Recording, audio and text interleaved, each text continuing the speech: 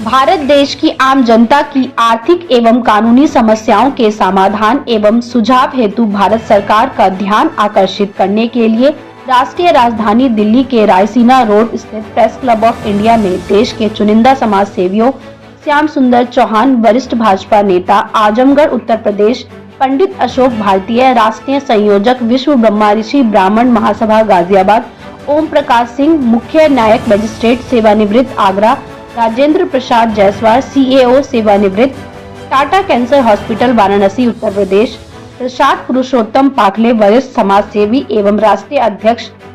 बुनकर महासंघ महाराष्ट्र जैसे समाज सेवकों ने आर्थिक एवं कानूनी सहायता के लिए प्रेस कॉन्फ्रेंस का आयोजन किया। प्रेस कॉन्फ्रेंस में देश की बढ़ती जनसंख्या पर गंभीर चिंतन व्यक्त करते हुए देश हित में अपराधों पर नियंत्रण, कानून व्यवस्था में सुधार एवं सामाजिक संतुलन कायम रखने के लिए जनसंख्या नियंत्रण कानून तुरंत लागू करने की मांग की गई। साथ ही सांसदों और विधायकों की पेंशन व्यवस्था में सुधार करके उनके अनेकों बार निर्वाचित होने पर अनेकों बार की पेंशन न लेकर केवल एक बार ही पेंशन देने की मांग की गई एवं त्वरित न्याय व्यवस्था लागू करने की मांग भी की गई। बता दें कि वरिष्ठ भाजपा नेता श्याम सुंदर चौहान ने कहा, इस पहल का उद्देश्य समाज के सभी वर्गों को सशक्त बनाना और उन्हें अपने अधिकारों और अवसरों को उपयोग करने के लिए सही जानकारी और सहायता प्रदान करना है। हम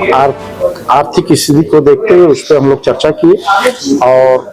कानून को लेकर चर्चा किया गया, क्योंकि जब समाज में हम लोग घूमते हैं या आम जनता के पास जाते हैं, आम जनमानस के पास जाते हैं, तो जो समस्याएं निकल के आती हैं कानून से संबंधित को लेके, उन्हीं सब समस्याओं को यहाँ आज प्रेस कॉन्फ्रेंस के माध्यम से रखा गया। और कुछ अगर उसमें कहीं से त्रुटि है तो उसमें स्वयं भी जनमानस को जागरूक होने की आवश्यकता है और सरकार इस पे पहल कर रही है और अच्छा पहल कर रही है। अभी देखिए, महिला अपराध को लेके बच्चियों से संबंधित जो भी अपराध किए जाते थे, तो जो पहले की धारा आईपीसी थी उसमें परिवर्तन करके बीएनएस बनाया गया। तो बीएनएस में जो महिलाओं के लिए जो धारा का प्रावधान किया गया है, काफी उसमें सुधार किया गया है, काफी सख्त बनाया गया है, जिससे जो भी लोग इस प्रकार के अपराधी हैं जो कृत करने का काम करते हैं, ऐसे कार्य कारित करने का काम करते हैं, उनमें शिकंजा कसने के लिए बीएनएस लाई गई। जनसंख्या नियंत्रण में भी आप लोगों ने बात की, जनसंख्या नियंत्रण के लिए सरकार से ज्यादा पहल हमको आम जनता को करना पड़ेगा, क्योंकि जब 1950 के दशक में परिवार नियोजन कार्यक्रम जब सरकार द्वारा चलाया गया, जो भी तत्कालीन सरकार थी जब चलाई, तो उसका मंशा था कि किसी तरह से कंट्रोल किया जाए। तो तमाम प्रकार के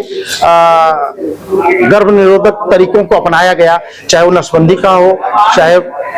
कोई दवा का हो, तो लेकिन फिर भी जो सुधार होना चाहिए वो नहीं हुआ। उसका सिर्फ एक मात्र कारण था कि लोगों में शिक्षा का अभाव,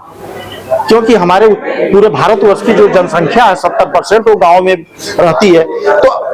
उनमें शिक्षा का अभाव था। तो इसलिए अब उनमें जागरूक लाने की, अवेयरनेस उन्हें पैदा करने की जरूरत है, तभी जाके जनसंख्या कंट्रोल हो सकती है। भारतीय जनता पार्टी के नेता पूरा संघ परिवार हमेशा ये आवाज उठाते रही कि जनसंख्या वृद्धि पर कोई न कोई एक यूनिफॉर्म नेशनल पॉलिसी लानी चाहिए। आप लोग सहमत थे? 11 साल हो गए, देर कहाँ कमी रह गई जो एक यूनिफॉर्म नेशनल पॉपुलेशन पॉलिसी नहीं आ रही? ठीक, आपने जो आप हमारे बड़े भाई पत्रकार महोदय जो आपने एक क्वेश्चन किया है, तो जब मैंने बताया कि जब 2014 से हमारी भारतीय जनता पार्टी की सरकार जब हमारे देश में आई हुई है,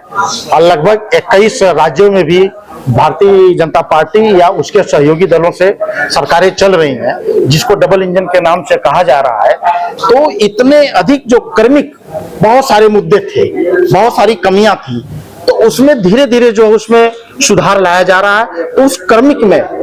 कोई चीज पहले रख गया, कोई बाद में, लेकिन आने वाले समय में सारी समस्याओं का निदान भारतीय जनता पार्टी करेगी। आम जनता की आर्थिक समस्या एवं कानूनी समस्या को लेकर जो बातचीत की गई है, उसके बारे में क्या कुछ कहना चाहेंगे और क्या समाधान है? देखिए, ये तो जग जाहिर है कि एक वर्ग जो है, पिछड़ा वर्ग है, दलित समाज है और ओबीसी समाज है, जो मुख्य धारा से दूर है और कॉन्स्टिट्यूशन का अधिकार है कि जब तक ये चीज आखिरी पायदान तक नहीं जाती है तब तक सर्वांगीण विकास नहीं हो सकता। तो सबको अगर हमें लेकर चलना है तो ही विकास होगा, चाहे स्वास्थ्य की दृष्टि से हो या शिक्षा की दृष्टि से हो या इकोनॉमिक दृष्टि से। ये मंच का एक ये है कि जैसा कहा जाता है कि politics is the guardian of economics, without politics economics can not be developed. तो जब तक मुख्य धारा में लोगों को नहीं जोड़ा जाएगा विकास संभव नहीं है। और खासतौर से पूर्वांचल की अगर मैं बात करूं, चूंकि मैं बनारस में 3-4 सालों से जुड़ा हूं और स्वास्थ्य की सेवा से जुड़ा हूं, तो मैंने देखा है कि यहाँ पे neglection of poor is maximum. उसका कारण सिर्फ एक ही है कि शिक्षा का कमी होना, जागरूकता की कमी होना, दूसरों की बातें पे विश्वास करना, और उसके साथ साथ बंटे हुए लोग हैं, चाहे जाति के रूप में हो चाहे वर्ग के रूप में हो। देखिए, जब किसी को कैंसर होता है तो वो जात वर्ग धर्म नहीं देखता है, किसी को भी कैंसर हो सकता है। और टाटा मेमोरियल हॉस्पिटल एक ऐसी संस्था रही है जो सभी का सेवा की है, चाहे वो किसी भी वर्ग से हो, किसी भी समाज से हो, किसी भी जाति का हो, किसी भी प्रांत का हो, किसी भी भाषा का हो। उसी चीज को लेकर हमारा ये डिमांड है, हमारा एक सुझाव भी है, और आप लोगों के माध्यम से चाहते हैं कि इसकी संख्या और बढ़ाई जाए। जिस मात्रा में ये बीमारियां बढ़ रही हैं उसका एक कारण ये भी है कि लोग आर्थिक रूप से कमजोर हैं। जब कमजोर हैं तो नीम हकीम खतरे जान वाले के पास जाते हैं।